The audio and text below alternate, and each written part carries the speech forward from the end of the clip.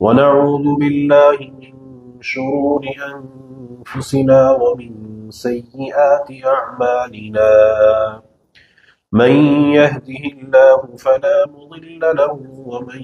يضلله فلا هادي له ونشهد أن لا إله إلا الله وحده لا شريك له ولا نذير له ولا وزير له ونشهد أن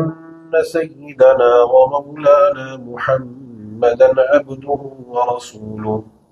أما بعد فأعوذ بالله من الشيطان الرجيم بسم الله الرحمن الرحيم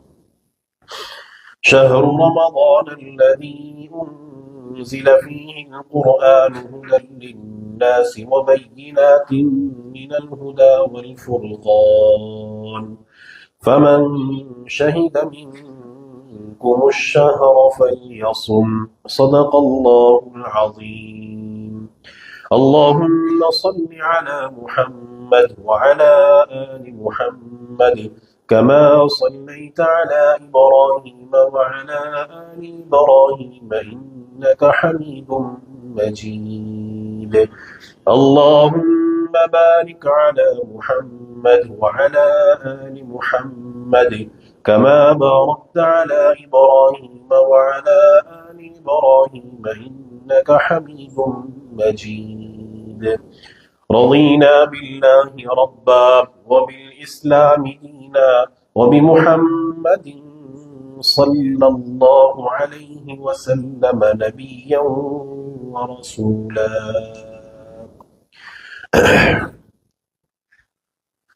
قابل تکریم بزرگان محترم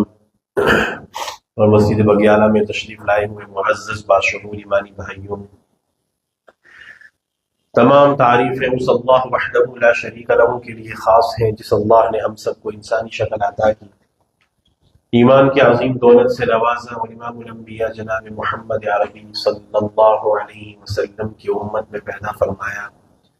اور قرآن کریم جیسے عظیم کتاب کے ذریعے سے اللہ نے ہماری رہبری اور رہنمائی فرمائی۔ تمام تعریفیں اسی اللہ کے لیے خاص ہیں، اور بے پناہ تعریف اس اللہ کی کہ جس اللہ نے ہمیں جمعہ کی مناسبت سے اپنے مبارک گھر میں جمع ہو کر کچھ کہنے سننے کی، پھر ایک اہم فریضے کی توفیق اللہ پاک نے عطا فرمائی۔ اللہ پاک ہمیں حق کہنے کی، حق سننے کی، حق سمجھنے کی، اور پھر ہم سب کو اس پر عمل پیرا ہونے کی توفیق عطا فرمائے۔ میرے عزیز نوجوانوں، میرے بزرگوں، زندگیاں ہماری برف کی طرح پگھل رہی ہیں، وقت بہت تیزی سے جا رہا ہے، اور ہم دن بدن اپنے ایام کو پورا کرتے ہوئے اپنی قبر سے قریب تر ہوتے جا رہے ہیں۔ ہم میں سے جس کی زندگی کے جتنے ایام گزر گئے، جس کے جتنے سال بیت گئے، تو وہ موت سے اتنا اب قریب ہے، اب اس کے سوئچ آف ہونے کا وقت اب دن بدن ہمارا قریب ہے۔ کس کا کب ہے وہ اللہ کے سوا کسی کے علم میں نہیں ہے۔ ہم تذکرہ کرتے ہیں کہ رمضان آ رہا ہے، رمضان آ کے چلا جاتا ہے، پھر اگلا رمضان کی تیاری کرتے ہیں، اور پھر پتہ بھی نہیں چلتا کہ وہ بھی گزر جاتا ہے۔ کتنے ایام رمضان کے ہم نے اپنی اپنی زندگیوں کے گزار دیے،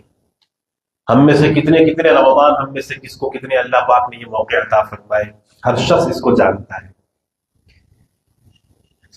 چونکہ اسی مسجد بگیالہ میں پچھلے کافی سالوں سے آپ لوگوں کے سامنے بطور خاص 20 سال میں تو اللہ کے کرم سے کبھی کبھار اکثر و بیشتر موقع ملتا ہے، لیکن کبھی کبھار 20 سال میں تو نہیں، لیکن رمضان المبارک کے تو تمام تر جمعات، اس سے پہلے کے جمعے جو اب سلسلہ آج سے شروع ہوا ہے، کئی سالوں سے یہ سلسلہ چل رہا ہے، اور اس کا فائدہ یہ ہوتا ہے کہ رمضان المبارک سے جیسے آج پہلا جمعہ ہے،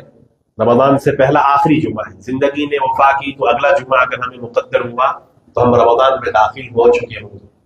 اللہ کرے کہ یہ بابت گھڑیاں ہمیں نصیب ہوں۔ تو کئی سال ہو گئے، تقریباً 15 سال تو کم سے کم ہونے لگے اس سلسلے کو، اس کہنے سننے والے عمل کو۔ تو اب بہت سارے وہ چہرے جو یہاں صفوں میں بیٹھا کرتے تھے، جیسے آج آپ ہیں، تو بہت سارے یہاں بیٹھنے والے آج وہ ہمارے درمیان نہیں ہیں، کیونکہ یہاں بیٹھ کر کے جو چہرے سامنے رہتے تھے، اب ان میں سے بہت سارے چہرے نہیں ہیں، اپنا وقت پورا ہوا اور چل دیے۔ تو یہ زندگی کی ایک تلخ حقیقت ہے، ہر ایک کو اپنا وقت پورا کرنا ہے۔ یہ مسجد بغیالہ ہزاروں ایسے لوگوں کی گواہ ہے جو کبھی مسلوں پر بیٹھ کر کے اللہ کے حضور سجدہ ریز ہوا کرتے تھے، یہاں سے اللہ اور اس کے رسول کی باتیں سن کر جاتے تھے، لیکن آج وہ نہیں ہے۔ تو ایک دن یہ قصہ ہمارے ساتھ بھی ہونا ہے کہ ہم بھی نہیں ہوں گے۔ تو اب چونکہ رمضان المبارک قریب ہے، تو ایک داعیہ اپنے اندر ہم سب کو یہ پیدا کرنا ہے، پہلے تو اللہ سے اس بات کی امید بھی رکھنی ہے اور اللہ سے اس بات کو مانگنا بھی ہے کہ پیارے اللہ، آپ نے جب ہمیں رمضان کے اتنا قریب پہنچا دیا ہے کہ اب ہم رمضان کے بالکل قریب ہے، ایک ہفتے کے اندر رمضان داخل ہو جائے گا، تو پیارے اللہ یہ رمضان ہمارے لیے مقدر فرما۔ اہل اللہ اور اکابرین امت جو گزرے ہیں ان کے حالات زندگی میں لکھا ہے کہ وہ 6 مہینے رمضان سے پہلے رمضان کو اللہ سے مانگا کرتے تھے، اور اگلے 6 مہینے رمضان میں کی جانے والی عبادات کے لیے اللہ سے دعائیں مانگا کرتے تھے کہ اللہ تجھ سے قبول فرما۔ اور اسلاف کے یہاں تو کسی بھی شخص کے بزرگ ہونے کا دار و مدار بہت سارے اکابرین کے یہاں اس بات پر ہوتا تھا کہ اس کے رمضان کتنے گزرے ہیں زندگی میں، اور اس نے رمضان کیسے گزارے، اس بات پر دار و مدار ہوتا تھا کہ یہ شخص اللہ سے کتنا قریب ہے، کہ کس کے رمضان کتنے زندگی میں آئے اور اس کے رمضان کیسے گزرے۔ اور اللہ کے نبی صلی اللہ علیہ وسلم کی بذات خود کی زندگی اور نبی علیہ الصلوۃ والسلام کی محنت اور ترغیب کی وجہ سے صحابہ کرام کی زندگی میں جتنا شوق اور اہتمام رمضان کا تھا،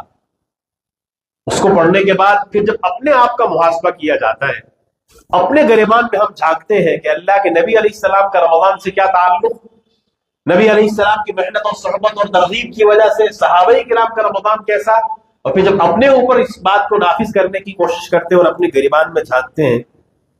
تو وہ اس معاملے میں اگر آسمان پر ہے تو ہم زمین پر بھی نہیں بلکہ زمین کے اندر ہیں۔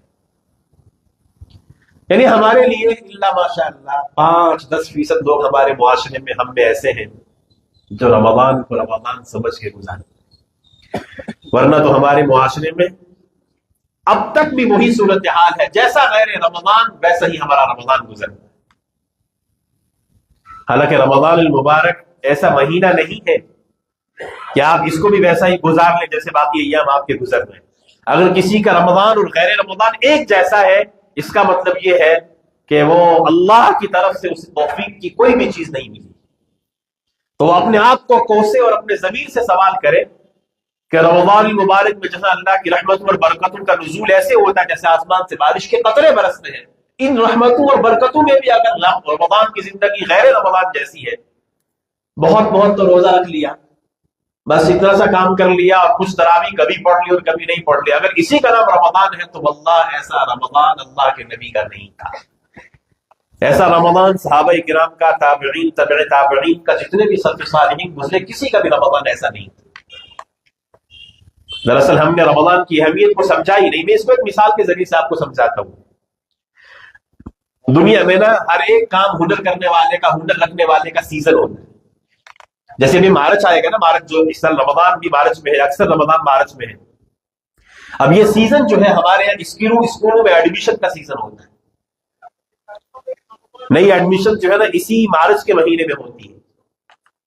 اب اس سے پہلے ابھی تو مارچ کو بھی وقت ہے، لیکن جنوری سے بلکہ دسمبر سے ہی اس لائن کے جتنے بھی لوگ ہیں، پھر وہ چاہے اسکول کی انتظامیہ ہو یا اسکول سے ریلیٹڈ جتنے بھی طرح کے لوگ ہیں، جو مثال کے طور پر کتابوں کی دکانیں کرتے ہیں، جن کے پاس اس سے ریلیٹڈ جتنا بھی سامان ہوتا ہے، تو 2-3 مہینے پہلے تیاریاں کی جاتی ہے کہ نہیں کی جاتی، اسٹاک کیا جاتا ہے کہ نہیں کیا جاتا، اپنے آپ کو کتنا تھکایا جاتا ہے کہ اس لائن میں کام کرنے والے بسا اوقات اپنے ماں باپ کو بھی وقت نہیں دیتے ہیں کہ یہ سیزن ہے، اپنے بہن بھائیوں کو، بچوں کو، بیویوں کو بھی وقت نہیں دیتے کہ سیزن ہے، چونکہ وہاں اس کی اہمیت اور افادیت کا پتہ ہے، اس کے پیچھے ہونے والے منافع کا احساس ہے، اس لیے نہ تھکان کا کوئی احساس ہوتا ہے، نہ کوئی میاں بیوی بچوں کا کوئی فکر ہوتا ہے، نہ ماں باپ کا کوئی احساس ہوتا ہے، الا ماشاء اللہ۔ کیوں؟ اس لیے کہ آج یہ سیزن لگے گا تو اگلا سیزن ہمارے لیے بہت آسان ہونے والا ہے۔ اسی طریقے سے کشمیر میں جب یہ سیب کا سیزن ہوتا ہے تو اس وقت اس سیزن میں وہاں جا کر کے دیکھیں تو وہ کہاوت ہے نا کہ سر کھجلانے کی بھی فرصت نہیں، یہی حال ہوتا ہے۔ کیونکہ اب آج کل سردیوں کے سیزن میں، برف کے سیزن میں کام نہیں ہے تو فرصت سے ہوتے ہیں، وہ سیزن میں کام ہوتا ہے. وہ احساس اس بات کا ہے کہ آج محنت کریں گے تو سردیوں کا سیزن اچھے سے گزرے. اگر یہ بات آپ کو سمجھ میں آئی تو پھر علامہ ابن القیم جوزی رحمۃ اللہ علیہ کا یہ ملفوظ آپ کے سامنے نقل کر رہا ہوں. کچھ حضرات نے اس کو حدیث بھی لکھا ہے، لیکن اکثر محدثین نے لکھا ہے کہ یہ حدیث تو نہیں ہے، لیکن علامہ ابن القیم جوزی رحمۃ اللہ علیہ کا ملفوظ ہے. بہت بڑے محدث گزرے ہیں. وہ فرمایا کرتے تھے من سلم له رمضان سلمت له سنۃ، کہ جس آدمی کا رمضان صحیح سالم گزر گیا تو اس کا باقی سال صحیح سالم گزرے گا، اور جس کا رمضان اچھے سے نہ گزرا تو پھر اس کا پورا سال بگڑتا ہوا گزرے گا. یعنی یہ سیزن ہے، جیسے آج کل کتابوں کی دکان والے، بیگ بیچنے والے اور اسٹیشنری کی دکان والے اگر اس سیزن میں سٹاک نہیں کریں گے، محنت نہیں کریں گے، اپنے آپ کو نہیں تھکائیں گے تو سیزن جب نکل جائے گا تو پھر ہاتھ ملیں گے، پچھتائیں گے، تو ہونے والا کچھ نہیں. اور دوسری طرف جس نے محنت کی ہوگی وہ لاکھوں روپے کما کر کے اگلے سیزن کے لیے تیاری کرے گا، اور یہ ہاتھ پہ ہاتھ دھرا بیٹھا چکے محنت نہیں کی. سیم یہی چیز ہے رمضان کے تعلق سے. یہ بہت آسان کر کے آپ کو یہ بات سمجھا رہا ہوں، کیونکہ میری زندگی کے بھی بتیرے رمضان گزر گئے اسی بگیانہ مسجد میں.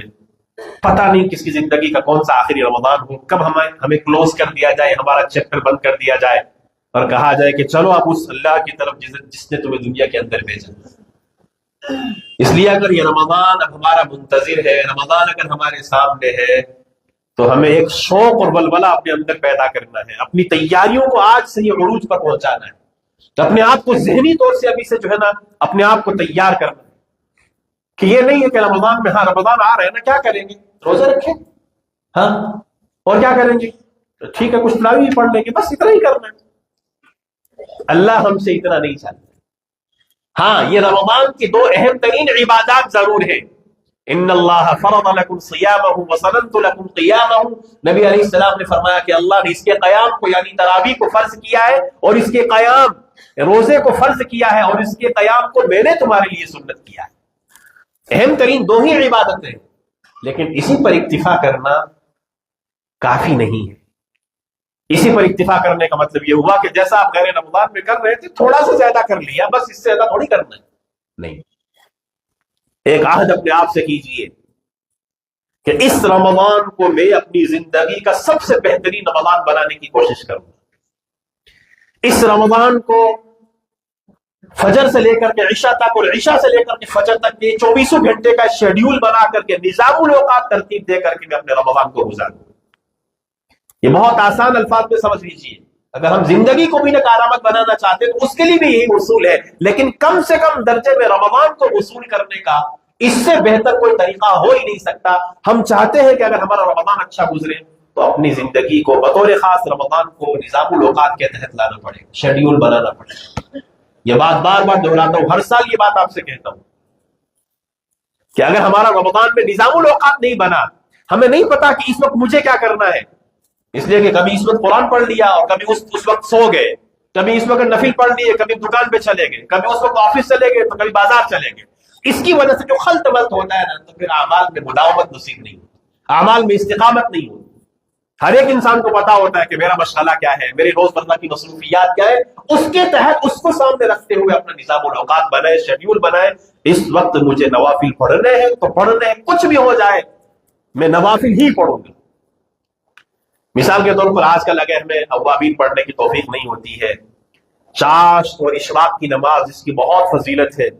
اللہ اکبر، اگر پڑھنے کی توفیق نہیں ہوتی، اگر ہم رمضان میں بھی چاشت نہ پڑھے، رمضان میں بھی اوابین نہ پڑھے، رمضان میں بھی ہم تہجد نہ پڑھے، تو پھر کون سا وقت آئے گا کہ ہم اللہ سے قریب ہونے کے لیے تہجد پڑھیں؟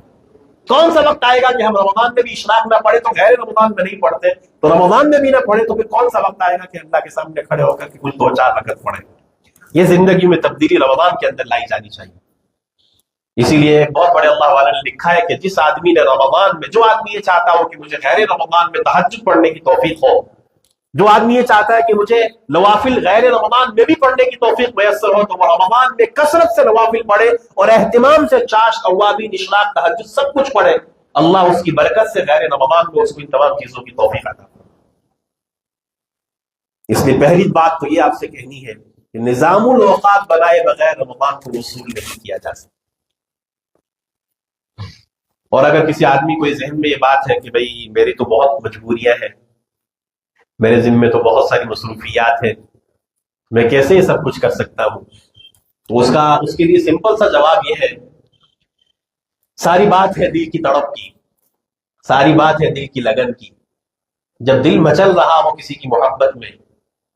جب دل کسی کام کے لیے کرنے کا انسان کے اندر داعیہ پیدا کرتا ہے، تو اس وقت دنیا کا کوئی مشکل سے مشکل ترین کام ہو تو انسان اس کے لیے نا کوہ ہمالیہ بھی عبور کرنے کے لیے تیار ہوتا ہے، بڑے سے بڑی مشقت اٹھانے کے لیے تیار ہوتا ہے، کس کام کے لیے؟ جس کے لیے دل میں لگن اور تڑپ ہوتی ہے۔ تو اگر کوئی آدمی یوں کہتا ہے نا کہ میری بہت مصروفیات ہے، میں اتنا وقت کہاں نکال سکتا ہوں، تو سیدھی سی بات یہ ہے کہ اس کے دل میں اللہ کے لیے لگن نہیں، اس کے دل میں اللہ کی کوئی تڑپ نہیں، اس کے دل میں نبی علیہ السلام کے فرامین کی کوئی اہمیت نہیں ہے کہ وہ اپنی مصروفیات کا بہانہ بنا کر کے یہ کہہ کر کے چھٹکارا حاصل کرنا چاہتا ہے کہ میرے پاس کہاں سے وقت ہے۔ اگر میں اس طرف اس پہلو کو آپ کو سمجھانے چاہوں تو آپ کی عقل دنگ اور حیران رہ جائے گی۔ میں قسم کھا کر کے کہتا ہوں، آج بھی ایسے روبے زمین پر آپ ہی جیسے لوگوں میں سے لوگ موجود ہیں کہ جو رمضان کو ایسا گزارتے ہیں کہ ان واقعات کو آپ کے سامنے رکھو نا تو آپ کا ذہن اسے قبول نہیں کرے گا، یہ کہہ کر کے آپ جھٹلا دیں گے کہ یہ پاسبل ہی نہیں۔ آج بھی ایسے نوجوان اس روبے زمین پر موجود ہیں اور آپ کے درمیان موجود ہیں، ایک ایک دن کے اندر رمضان المبارک کی مبارک لمحات میں 3 سے لے کر کے 10 پارے تک، 10 سے لے کر کے 20 پارے تک، اور یہاں تک بھی کہ 10 سے لے کر 20,000 مرتبہ تک درود شریف کا ورد رمضان کے ایک دن میں کرنے والے آج بھی موجود ہیں، اور کچھ تو ایسے بھی موجود ہیں، یہ بات تو یقیناً آپ کو ہضم نہیں ہوگی لیکن اللہ کے گھر میں بیٹھ کے کہہ رہا ہوں، اور میری یہ آنکھیں ان لوگوں کو دیکھنے والی ہیں اور یہ کان ان کے بارے میں سننے والے ہیں، ایک دن رمضان میں پورا ایک قرآن پاک کی تلاوت۔ پھر یہی بات ذہن میں آئے کہ وہ سب سے نکمے لوگ ہیں جو ایسا کرتے ہیں، واللہ اس کے علاوہ گھریلو ذمہ داریاں بھی پوری کرتے ہیں، اپنی جو ذاتی مصروفیات ہیں اس کو بھی پورا کرتے ہیں، جو ذمے میں کام ہے اس کو بھی پورا کرتے ہیں، لیکن جب دل میں تڑپ ہے نا تو سب کچھ پاسبل ہوتا ہے۔ جب دل میں لگن اور محبت اور عشق چھا جائے نا جس ذات کا، اس کے لیے سب کچھ کرنا آسان ہوتا ہے۔ جیب میں 2 کوڑی نہیں ہے، کسی سے محبت ہو جائے، میں عشق مجازی کے ذریعے بات سمجھانے کی کوشش کر رہا ہوں، اگرچہ عشق مجازی لعنت ہے، کسی لڑکے کو کسی لڑکی سے اگر عشق ہو جائے، نکاح سے پہلے کی ساری محبت حرام ہے، لیکن وہ کیا کرتے ہیں عاشق معشوق ایک دوسرے کے لیے، اپنے جیب میں کچھ ہے نہیں لیکن کچھ بھی کر کے کریں گے اس کو راضی کرنے کی۔ تو جب دل میں اللہ کے عشق کی چنگاری لگ جائے، پھر ایک قرآن کیا، بہت سارے لوگ رمضان کے بعد عید پر پوچھا جائے کہ آپ نے کتنا پڑھا، تو 25 پارے پڑھے، میں 20 پارے پڑھے، میرا تو ایک قرآن بھی پورا نہیں ہوا رمضان۔ تو جس مالک کو اپنا مالک کہتے ہیں، جس اللہ کو اپنا رب کہتے ہیں، اس کے کلام پڑھنے کے لیے آپ کے پاس اتنی بھی فرصت نہیں ہے کہ آپ رمضان میں ایک قرآن پڑھ سکیں، اور پھر یوں کہتے ہیں کہ ہمیں اللہ سے محبت ہے۔ اور قرآن کیا کہتا ہے ایمان والوں کے بارے میں؟ والذین آمنوا اشد حبا للہ، ایمان والے سب سے زیادہ محبت کس سے کرتے ہیں؟ ایمان والوں کی علامت قرآن نے بیان کی ہے کہ ایمان والے حقیقت میں وہ ایمان والے ہیں کہ جن کے دلوں میں سب سے زیادہ محبت کس کی ہوتی ہے؟ اللہ کی ہوتی ہے۔ اس لیے یہ آزار، یہ بہانے، یہ مصروفیات، ان سب کو سائیڈ رکھ کر کے ایک لمحے کے لیے گریبان میں جھانک کر کے سوچیں جتنے رمضان گزر گئے ہم نے کیا کھویا اور کیا پایا۔ جو رمضان آ رہا ہے اسے وصول کرنے کے تعلق سے اپنا نظام الاوقات بنا کر، اللہ سے توفیق مانگتے ہوئے، اپنی کمر کو کستے ہوئے، شیڈیول بنا کر کے اس رمضان کو زندگی کا بہترین رمضان گزارنے کا عہد کیجیے۔ کرتے ہیں سارے انشاءاللہ۔ ایک بات تو مجھے یہ کہنی ہے، دوسری بات جو اس سے بھی زیادہ اہم ہے، وہ بات مجھے آپ سے یہ کہنی ہے کہ کسی بھی عمل کی قبولیت کے لیے یا اعمال کی قبولیت کے لیے سب سے اہم ترین چیز یہ ہے کہ ہمارے دل ہر طرح کی گندگیوں سے پاک ہونے چاہیے۔ کیونکہ ہم استقبال رمضان چونکہ آ رہا ہے نا، اس تعلق سے بات کی جا رہی ہے۔ تو چونکہ رمضان میں ہم جتنے بھی اعمال کریں گے، پھر وہ چاہے رمضان کے روزے ہوں، رات کی تراویح ہوں، نوافل ہوں، قرآن کی تلاوت ہو، قرآن کو ترجمے کے ساتھ پڑھ کے اس میں تدبر ہو اور فکر ہو، نبی علیہ الصلوۃ والسلام کی احادیث کے پڑھنے کا شوق ہو، کوئی سا بھی نیک کام ہو، جتنے بھی نیک کام ہے نا، ان تمام اعمال صالحہ کی قبولیت کا دار و مدار ہمارے دلوں کی صفائی پر ہے۔ دلوں کی صفائی کا مطلب یہ ہے کہ ہمارے دل ہر ایک آدمی کے لیے بطور خاص ایمان والوں کے تعلق سے ہمارے دل میں کسی کے تعلق سے حسد نہ ہو، کینہ نہ ہو، بغض نہ ہو، ہم کسی سے نفرت نہ کرتے ہوں، کسی سے چڑھتے نہ ہوں، کسی کے تعلق سے بدخواہی نہ کرتے ہوں. اگر یہ چیزیں ہیں نا ہمارے اندر، اگر یہ چیزیں ہیں کہ ہم کسی سے حسد کرنے والے ہیں، بغض رکھنے والے ہیں، اور پھر اپنی جگہ مطمئن ہے ماشاءاللہ تہجد میں تو لمبی لمبی رکعات پڑھتا ہوں، دوسروں کے تعلق سے دنیا بھر کا کینہ کپٹ سینے کے اندر رکھ کر کے میں تو اشراق پڑھنے والا ہوں، اللہ تبارک و تعالیٰ کو ایسی عبادت کی کوئی ضرورت نہیں. اللہ کو ہمارے اس نقلی جو جسمانی حرکت ہے نا، ہم جو شکل بناتے ہیں نا اعمال کی، اللہ کو اس کی کوئی ضرورت نہیں ہے. اللہ کی تو نظر براہ راست ہمارے دلوں پر. اسی لیے نا قربانی کے باب میں قرآن نے کیا کہا، لن ینال اللہ لحومها ولا دماؤها ولکن ینالہ التقوی منکم، کہ قربانی کے باب میں جب تم اللہ کے راستے میں قربان کرتے ہو کسی جانور کو، تو اللہ کو اس جانور کا نہ تو خون پہنچتا ہے نہ اللہ کو اس کا گوشت پہنچتا ہے، ولیکن ینالہ التقوی منکم، لیکن اللہ تمہارے دلوں پر نظر رکھے ہے کہ یہ قربانی کس نیت اور جذبے سے کر رہا ہے. وہاں تو یہ چیز دیکھی جاتی ہے کہ تہجد پڑھ رہا ہے تو کس جذبے سے تہجد پڑھ رہا ہے، اعمال صالحہ کر رہا ہے تو اس کا دل کیسا ہے. اللہ تو ہمارے دلوں کو دیکھتا ہے، اور دلوں میں دنیا بھر کی گندگی کو لے کر کے اللہ کے سامنے کھڑے ہوں گے تو کیا اللہ نہیں جانتا ہے؟ دنیا ساری کا حسد لے کر کے سینے میں بیٹھے ہیں اور اللہ کے سامنے رو دھو رہے ہیں. ایسے دل کی اللہ کو کوئی ضرورت نہیں. اسی لیے قرآن نے ایک موقع پر پتہ کیا کہا، یوم لا ينفع مال ولا بنون الا من اتى الله بقلب سلیم، کہ جس روز کسی بھی آدمی کو نہ اس کا مال کام آئے گا نہ اس کی اولاد کام آئے گی، الا من اتى الله بقلب سلیم، مگر وہ آدمی جو اللہ کے پاس قلب سلیم لے کر کے آئے گا. اور قلب سلیم، سالم دل، صحیح سالم اور پاکیزہ دل، جس کو قرآن نے بیان کیا ہے، جو اللہ کے پاس یہ دل لے کر کے جائے گا. اب مفسرین نے لکھا یہ قلب سلیم کیا ہے، پاکیزہ دل کسے کہتے ہیں؟ تو پاکیزہ دل کی پہلی علامت یہ ہے کہ وہ کفر اور شرک کی گندگی سے پاک ہونا چاہیے. کہ جس آدمی کے اندر کفر ہے وہ دل پاکیزہ نہیں ہے، جس آدمی کے اندر شرک کا شین بھی اگر موجود ہے تو اس کا دل بھی پاکیزہ نہیں ہے. اس کے بعد پھر مفسرین نے لکھا ہے کہ وہ آدمی کے جس کے دل میں حسد ہو وہ بھی قلب سلیم نہیں ہے، جس کے دل میں کینہ ہو، نفرت ہو. آپ سوچیے ذرا یہ کتنی خطرناک چیز ہے جن کو ہم بہت ہلکا سمجھتے ہیں نا، معمولی سمجھتے ہیں. ہر پیر اور جمعرات کو اعمال جب اللہ کے سامنے بندے کے پیش کیے جاتے ہیں نا، تو جن لوگوں کے اعمال کو پینڈنگ کر دیا جاتا ہے، ملتوی کر دیا جاتا ہے، ان میں سے وہ دو آدمی بھی ہوتے ہیں جو آپس میں ایک دوسرے سے نفرت کرتے ہیں. اللہ فرماتے ہیں کہ ان کے اعمال کو اسی طرح پینڈنگ رکھے، انہیں قبول نہیں کیا جائے گا جب تک کہ یہ آپس میں صلح نہ کریں. تو ہم اس کو کتنا معمولی سمجھتے ہیں. بہن بھائی سے لڑا ہے، چاچا بھتیجے سے، بھتیجا چاچے سے، باپ بیٹے سے، بہن بھائی سے، بھائی آپس میں ایک دوسرے سے دنیا بھر کی نفرت لے کر کے سینوں میں بیٹھے ہیں اور اللہ کے سامنے رو دھو رہے ہیں. اللہ کو کوئی ضرورت نہیں ہے ایسے عمل کی. پہلے اپنے دل صاف کیجیے. تو رمضان سے پہلے یاد کیجیے کہ جس سے جو معاملہ ہے، جس کا جو معاملہ ہے، آگے بڑھ کر کے اس سے معافی کر لیجیے، اور پھر رمضان میں گھسیے. پھر رمضان کو اس انداز سے شروع کیجیے کہ آپ کا دل ہر ایک کے لیے پاک ہو، تو پھر اعمال کرنے میں مزہ بھی آئے گا اور وہ اعمال آپ کے اللہ کے یہاں قبول بھی کیے جائیں. دلوں میں نفرتیں پال کر کے اعمال کرنے کی کوئی ضرورت نہیں ہے، اور نہ ہی اللہ کو. ویسے بھی اللہ کو ہمارے اعمال کی کیا ضرورت ہے؟ اللہ کوئی ہمارے اعمال کا محتاج ہے؟ کہ ساری دنیا کے لوگ اللہ کے سامنے سجدہ ریز ہو جائے، اللہ کی جو کبریائی ہے، بادشاہت ہے، اس میں کوئی اضافہ نہیں ہوگا. وہ احکم الحاکمین تھا ہے رہے گا، رب العالمین تھا ہے رہے گا، اس کی شان کو کوئی نہیں پہنچ سکتا. سارے کے سارے نافرمان ہو جائے تب بھی اللہ کی ذات میں کوئی اس کی کبریائی میں کوئی فرق نہیں پڑے گا. بات سمجھ میں آ رہی؟ تو یہ دلوں کی جو صفائی ہے یہ بہت اہم ترین چیز ہے. اس پر ایک واقعہ آپ کو سناتا ہوں کہ اللہ کے یہاں اور اللہ کے نبی صلی اللہ علیہ وسلم کے یہاں دلوں کی پاکیزگی اور دلوں کی صفائی کی اہمیت کتنی تھی.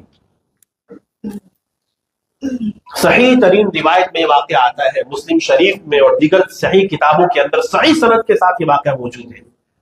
اور اس کو روایت کرنے والے بعض جگہ پر کئی ساری سندوں کے ساتھ یہ واقعہ موجود ہے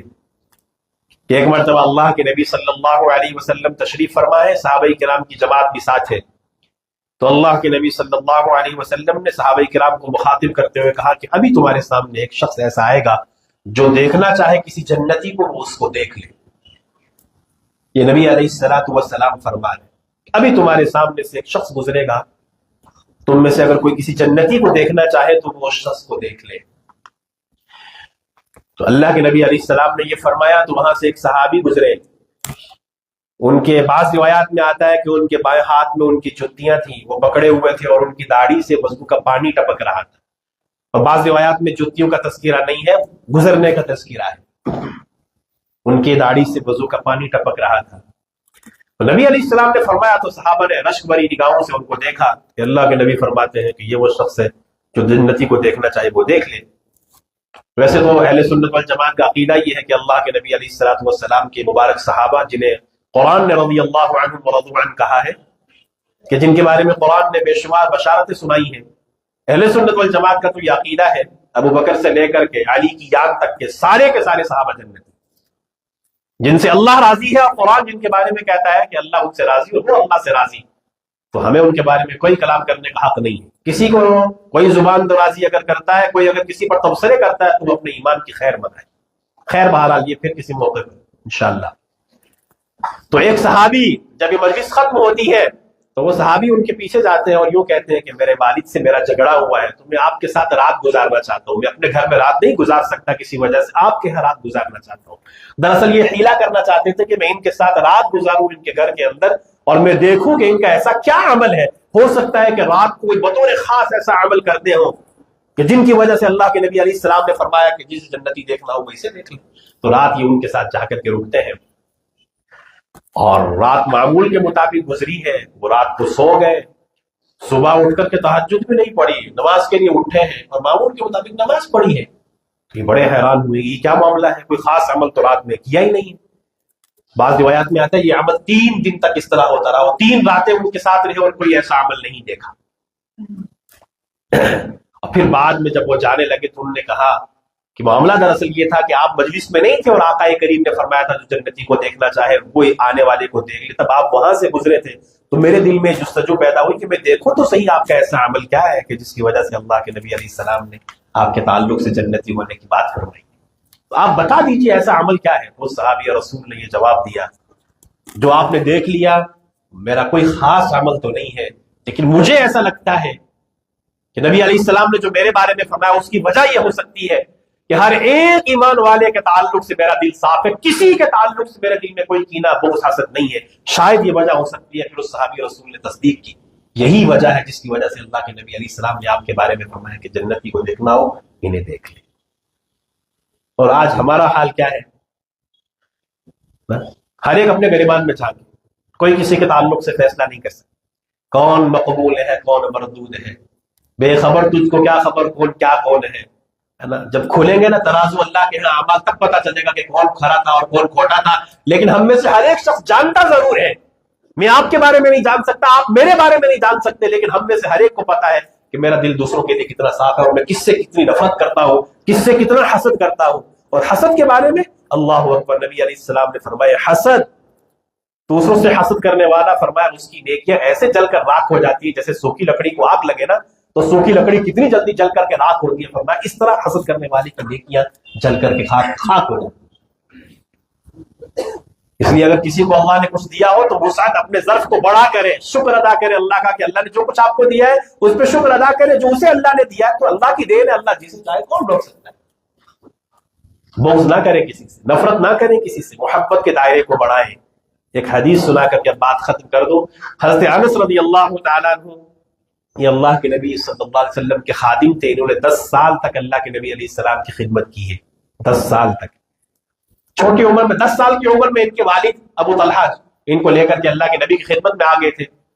کہ یہ میرے بیٹے آپ کی خدمت کیا کریں گے، تو 10 سال کی عمر میں آئے تھے، 10 سال خدمت کی، یعنی 10 سال سے لے کر 20 سال کی عمر کے درمیان انہوں نے اللہ کے نبی کی خدمت کی،